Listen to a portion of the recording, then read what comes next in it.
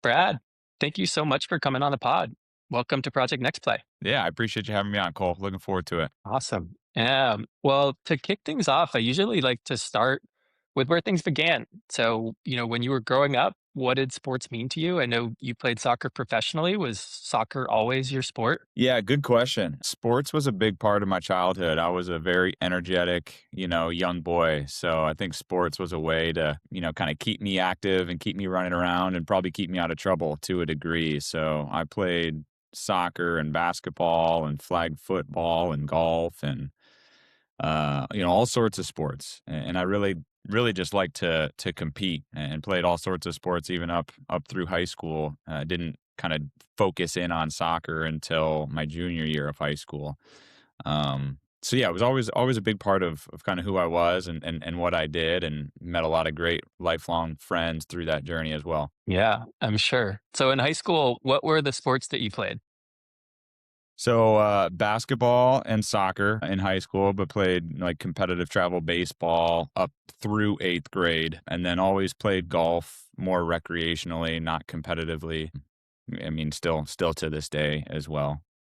So as I Gotcha. got older, some sports started to kind of fall by the wayside to a degree. So like once I got to like high school, I stopped playing flag football and stopped playing baseball and focused on soccer, basketball. Then once I got to junior year, stopped playing basketball, focused on soccer. So just as I got older, kind of started to narrow in a little bit as I went. Nice. And when you were in high school, did you think you were going to get to play professional sports? Was that always the goal? No, I mean I wanted to. It was a goal for sure. I didn't know it was going to be a reality, but I think there's a lot of kind of small steps you take along the way to try to set yourself up for whatever that next stage is. So when I chose to go to Indiana University, that was, me pursuing a pro career because I knew that they do a great job developing their players and putting college players in a pro type of environment. So I knew going there would put myself in the best position to go pro, but by no means did I think that that was a foregone conclusion or anything like that. I still knew it was a long shot, as I was kind of closing out high school and with eyes on college. Were there going to Indiana, were you going to play soccer or were you going for a specific, education? Did you want to get a degree in something? Yeah, good question. No, it was soccer for sure. Yeah. They had won back-to-back national titles in 2003 and 2004. So it was a pretty easy, recruiting approach by them. They essentially didn't say this verbatim, but essentially like we're the best. You want to play with the best, come here. And that was a challenge that I wanted in my collegiate career.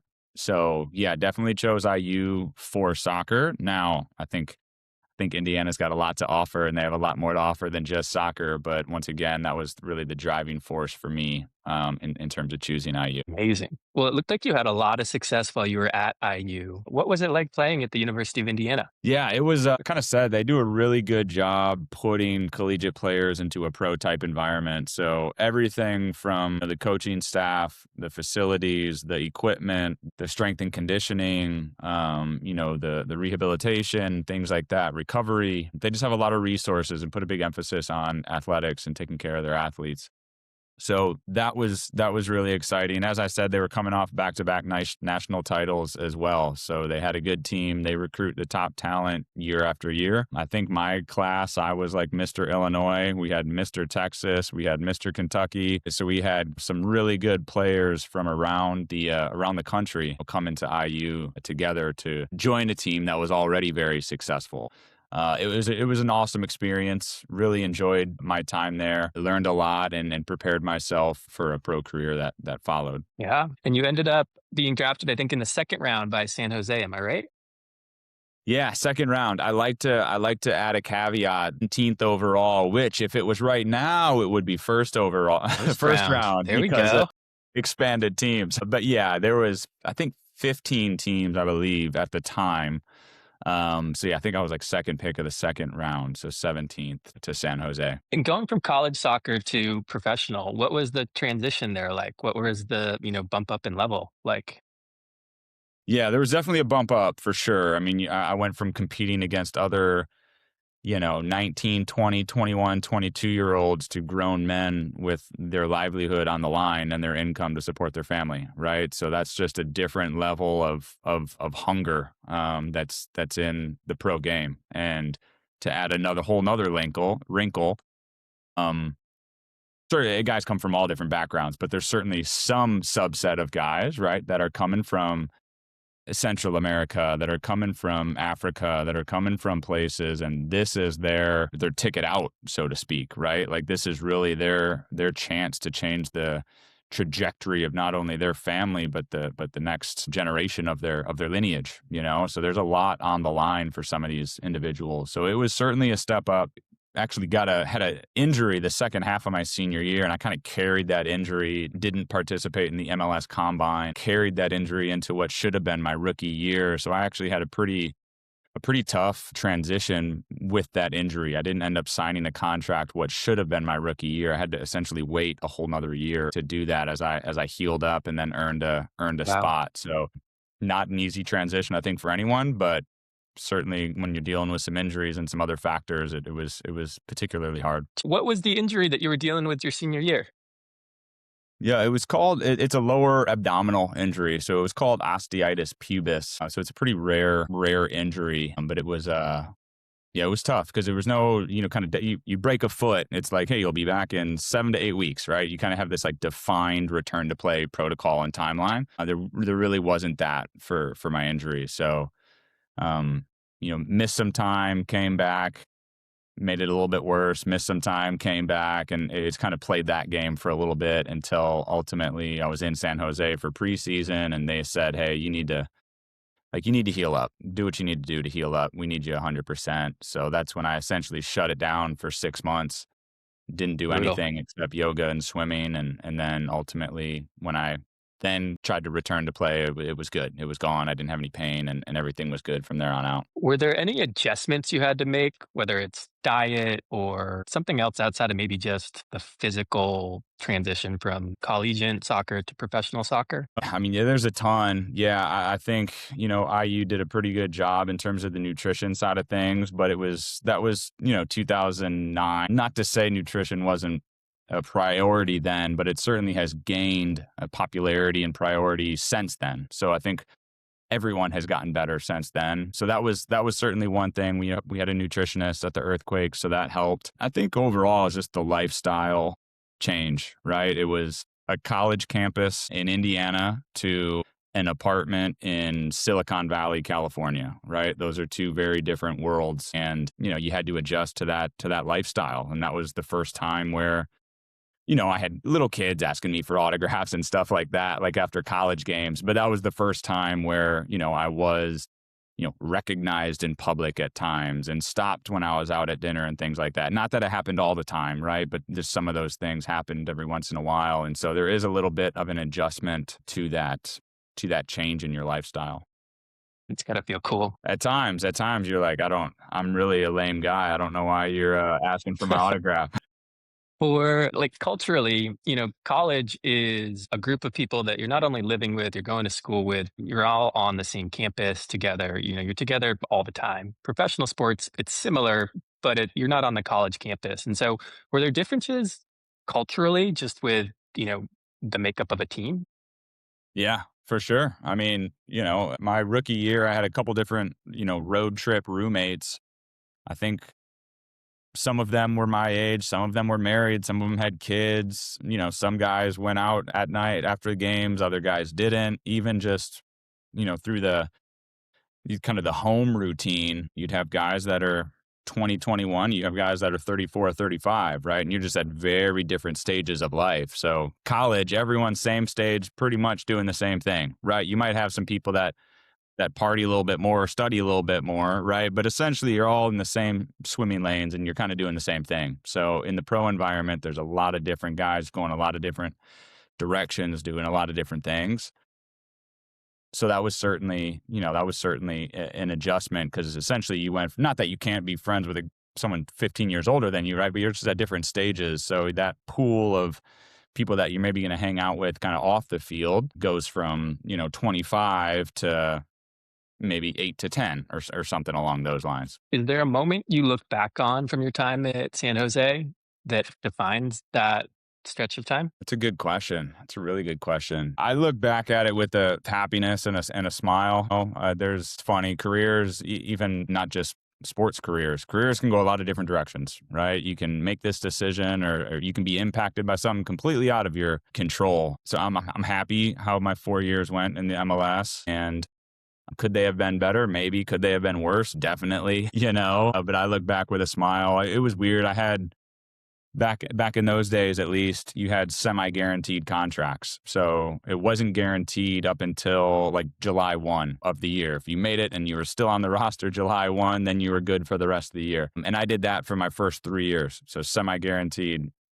each year for the first three. And so I never knew, even when I was in rotation and getting starts and getting minutes and stuff like that, you never know, right? You could get cut, you could get traded, anything can happen. So, it was always kind of like living each free moment like it was, my last, so to speak, especially not being from the West Coast, and kind of being in a new spot and going to San Francisco and Lake Tahoe and going to Oakland A's games and 49ers games and Giants games and things like that. Just tried to soak in as much as I could, in my early 20s in a cool spot of the country. Experience. And then the next phase of your soccer career sounded pretty great also. I mean, you got to come home, Mr. Indiana in high school, went to Indiana for college, and then you got to play for Indy 11. Yeah. Yeah. So I had a short stint in Portland towards the Got it. end of the 2013 year, for just a couple months, but a great couple months in Portland. And then Indy 11 was starting a team in the NASL. Now it essentially morphed into what is now the USL. But yeah, came to Indianapolis. That was it was fun, rewarding. Certainly looking back at it now, not to fast forward, but now I call games. I'm on the broadcast team as a color analyst for Indy Nice. I 11, didn't know starting my that. second year. So it's kind of cool to stay involved there. But yeah, came to Indy, played 5 years for Indy 11, retired as the most appearances in club history. It's since been broken, as it should. But yeah, had a good run, created some good memories, and kind of did that for 5 years before transitioning out of. What was that like coming home? So I was from Illinois but went to IU. So I Got it. was from the Midwest and close, but not necessarily from Indy. So it also felt like a new kind of adventure, which was cool, but Midwest, my parents were 4 hours away. My in-laws were 2 hours away, had some friends in Indy. So it was very much a more comfortable setting and situation that felt a little bit more like home. So for those reasons, it was great. I also had then just started my family at that point. So being able to have grandparents kind of pop in and help with the kids and things like that, go to games. That was a lot of fun, especially during those early years in Indy. And it seems like you've stayed involved. I saw it looked like you were part of the USL Players Association. Yeah, yeah, that was yeah, still involved in a different capacity, but yeah, my last year playing, so the 2018 season, there was a group of guys. I think there was 9 or 10 of us. Who had we had seen a lot, right? We were all kind of veterans. We'd experienced a lot, either firsthand ourselves or teammates or friends.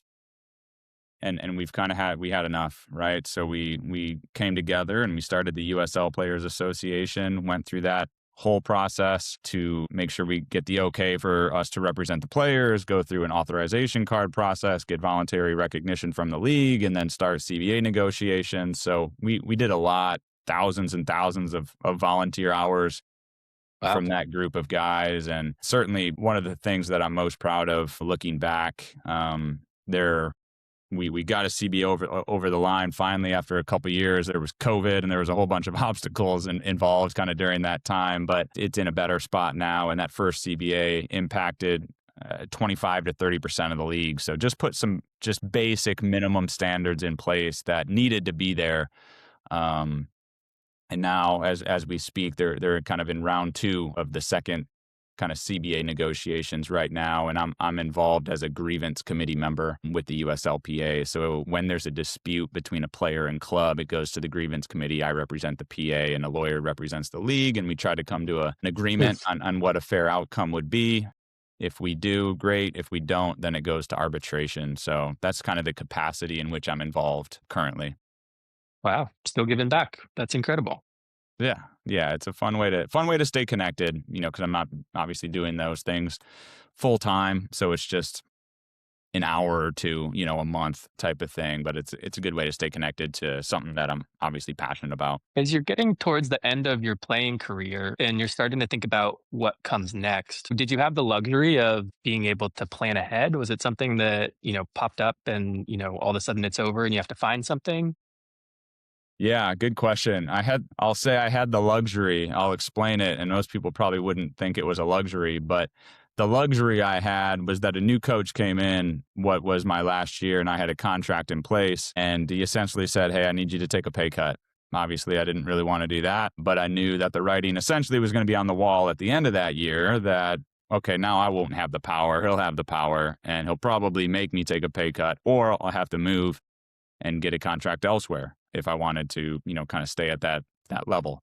So I treated that year as my last year. I wasn't at a place where I really wanted to take a pay cut. I wasn't really at a place where I wanted to move my family. By that time, I had a house, I had 3 kids. They were starting school, right? I didn't want to kind of uproot them. So yeah, treated that last year like it was my last. And my thinking was, hey, if it's not, great, right? No harm done. But if it is, at least I'm prepared for whatever's next. So started kind of honing in on sales. So had a lot of different conversations in a lot of different industries. Ultimately, kind of narrowed in on commercial real estate, medical device, and then software sales. So that was the kind of way that I ended up going. I ended up getting my real estate license that last season. I was just studying on road trips and stuff like that. And so by the time kind of halfway through that year, I had that in hand. So that was something I could pivot to. But I just wanted to make sure that some doors were open and I wasn't starting from scratch, should the my playing years come to an end. Where did the interest in sales come from? Yeah, it's a good question. I think I'd always heard, that athletes tend to have some success and be set up for success in sales just due to a lot of the factors that make you successful as an athlete are fairly transferable into sales. So I liked that. I liked hearing that, and then I liked the idea of being rewarded for being good or for working hard, right, and for earning more. I always thought that was something that just resonated with me, like the thought of, everyone getting paid equal regardless of if you were good or not good or put in a lot of time or a little time or got better outcomes or worse outcomes. Like I just feel like sales is an industry similar to sports, right? Where it's like if you put in the work and you put in the effort and you hone your craft, you're going to see success and then you will be rewarded for that effort. Yeah, there's a little bit more control over your destiny, if you will. Yeah. So I know you from software sales. So did you end up in software sales or did you spend time in different spots? Software sales, yeah. So my first 5 years was in nonprofit tech. So I was with One Cause originally and then crossed over with you briefly at Classy. So 5 years doing that. And then 2 years in healthcare. So an athlete mental health care company startup called OnRise, was with them for 2 years, kind of helping lead their go-to-market efforts as an early stage startup. And then most recently kind of shifted over a little bit into the cybersecurity space. Awesome. And I'm aware of OnRise. I'm actually really interested to hear more about OnRise. I interviewed Chris Singleton, Singy, from the Major League Baseball Players Association, who was involved in bringing OnRise to MLBPA and offering it to the players there. And so I think that that's so cool. I think in the different conversations I've had with Project Next Play, you chat with athletes and they talk about having access to performance coaches, mental performance coaches, and that, being helpful kind of for growth, if you will, but not really feeling sort of lost in terms of how to access mental health care just for if they're going through something. And so the MLB's process is awesome where it's separate from teams. Players don't have to be involved with their teams when they reach out when something's popping up. Sounds like Singy is the first line of defense, if you will. People chat with him, but if it's something that he's not equipped to deal with, he passes it off to OnRise, it sounded like. Am I right in that? Yeah, yeah, they had a little bit of a unique setup, but I think generally speaking, OnRise is there to support any resources that are, kind of in the locker room or on campus, while also knowing that there's some level of stigma around, kind of knocking on the door that's right next to your coach to open up to someone, right? As an athlete, you don't want your coaches, even if incorrect, to view you as weak or inferior or needing help, because in the back of your mind as an athlete, you're thinking, if this coach is between me and this other guy to start on the weekend, and he sees me talking to the therapist, he might just, maybe he's going through some stuff. I'll go with the other guy, right? You never know. And so OnRise is there to support existing resources, as well as be a sole resource for people to reach out to, 24/7, 365, multiple levels of support as well. It's awesome. So who do they predominantly work with? Is it colleges? Is it leagues? Yeah, it's really pro teams, pro leagues, pro players associations, college athletic departments, college programs. Those are kind of the main five. There's some other groups that we can certainly help as well. We had one sports agency that we brought on. We have a couple youth soccer clubs, youth volleyball clubs, and things like that too. And if someone were to reach out, like what does the process look like for them? For someone seeking help, for seeking assistance, is that what you're saying? Through OnRise, yeah. Yeah. Yeah, so it's a B2B company, so the organization, kind of needs to have a contract typically in place with OnRise. But essentially, they're paired with a former athlete who understands what they're going through, and they are that kind of peer support level of care. And the current athlete will stay with that level of athlete unless they need a higher level of care. And if they do, they can then, kind of be bumped up to a therapist or psychiatrist. And they also have some nutrition offerings as well as crisis services. So, yeah, really a handful of different options, regardless of kind of what that individual athlete's going through. Awesome. And so that must have been a cool job to get to pair your background in athletics with your work within software sales. Yeah. Yeah. It was a good blend. It was a good mix. When I came on board, we had 3 customers. By the time I left, we were up close to 50, maybe not quite, but close to 50. So saw some really good growth and had a really big impact at the company. And I think the company had a really big impact in the industry and is kind of pushing things forward and being innovative with a new approach. And so I think it's awesome. Look once again, kind of look back at those 2 years as with a smile on my face as well. It was a early stage startup, so there's some things in early stage startup life that can be a little bit of a bumpy road and can Yeah. be something that you're not quite used to coming from maybe more established companies. Um, but but there's advantages as well. I had a big impact, a really big impact, and it'll be hard to have as big of an impact there in a new role, right? Unless it's once again an early stage startup. And I learned a lot, and I met some great people like Singy, like other people, kind of throughout the sales process as well as internally at OnRise as well. It's also just very niche, you know? It's not like you're stepping into cybersecurity where, there's a lot of people who are used to buying software for cybersecurity. Not many people have bought mental health for a sports team in that way necessarily. 100%, and that was part of the appeal and part of the struggles, right? A lot of it was kind of educational selling, right? Hey, there's a new way to do it. There's another option, right? Because historically, if there was a sports organization that said, hey, we want to support the mental health of our athletes, it was either hire someone in house or give everyone access to the Calm app, right? Like it was those Yeah. two, and there was really nothing in between. So we then came in and provided that in between option that really offered a spectrum and a scale for organizations at a much lower price than hiring a full-time employee.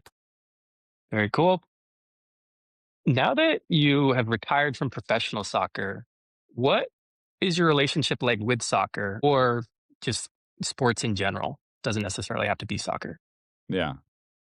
I always liked a lot of sports. So I was actually just watching. My son came home from school and was excited to turn on the Champions League. So he was watching that as he was getting a snack, and I was asking him about his day and stuff like that. So sports is a big part of me still, big part of our family. My wife played volleyball at Indiana University as well. My kids all play soccer and basketball and do some golfing. My daughter plays some volleyball. The boys play some baseball. So we're just a fan of staying active and trying to kind of live an active, healthy lifestyle. And then specifically for me and soccer, as I said, kind of involved with the USLPA, which is great. Do some of the color analyst work on the broadcast team with Indy 11, so staying kind of connected on the pro side. And then I coach my son's soccer team as well. So I have practice tonight. So here in 20 minutes, Amazing. I gotta shoot out and not have to get to shoot out and coach his team, which is awesome. He's 9, so it's a bunch of boys running around, crazy, kicking each other, having a blast. But it's fun to see the passion, kind of when they play and learning new skills and learning new strategies and techniques and things like that. They're just so young, they're sponges and they soak it all up, and you can just see so much improvement, kind of month over month, season over season, which is really fun. Fun. Not everybody, but most people I've talked to have talked about when they move away from their team, whatever that, last, you know, team, their competitive career and losing that culture of like the locker room. Hmm.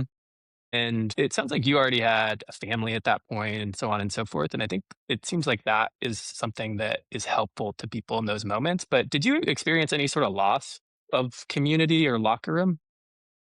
Yeah, I did. To your point, I had a family and then kind of quickly kind of transitioned into coaching my oldest son. So I stayed involved and I had people around me, and I think that helped a lot. But to that point, it is hard, if not impossible, to replicate a sports locker room. And there's just something about everyone working together, striving towards a common goal and putting the work in day after day after day after day together and traveling together and being on the road together and everything, that it's just really hard to replicate in an office job, right? So that's tough. I definitely felt a loss in that regard. Now I think, once again, I don't think mine was maybe as extreme compared to, let's say, someone who retired because of injury and they were single and didn't have kid. Now they're really isolated and probably pissed off and going through some stuff. And that's difficult. That's hard. I can't relate to that as much just because that wasn't my journey. But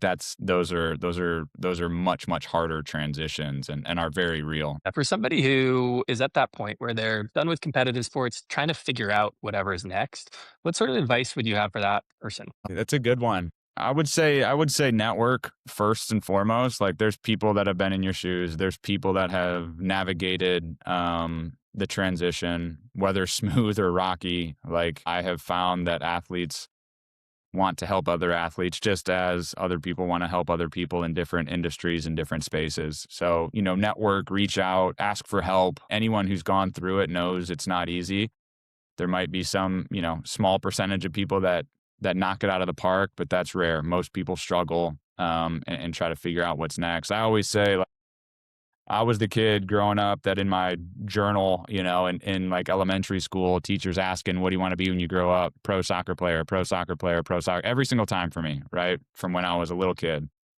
And what most people don't realize is, like, I didn't have a second dream, like that was the dream, right? I didn't have pro soccer player and then lawyer and then sales. Like, you're just focused on that and put so much time and effort towards that you have a whole kind of second life afterwards. And certainly some people are maybe set up financially in the NBA and NFL and MLB in some sports, right? Where they don't have the stress and pressure to earn money during those times. But the vast majority of pro athletes, still need to figure out what to do next and a way to make money and still be fulfilled in their time as well. Absolutely. Well, thank you so much for coming on, Brad. I really appreciate the time. Yeah, of course. I appreciate you.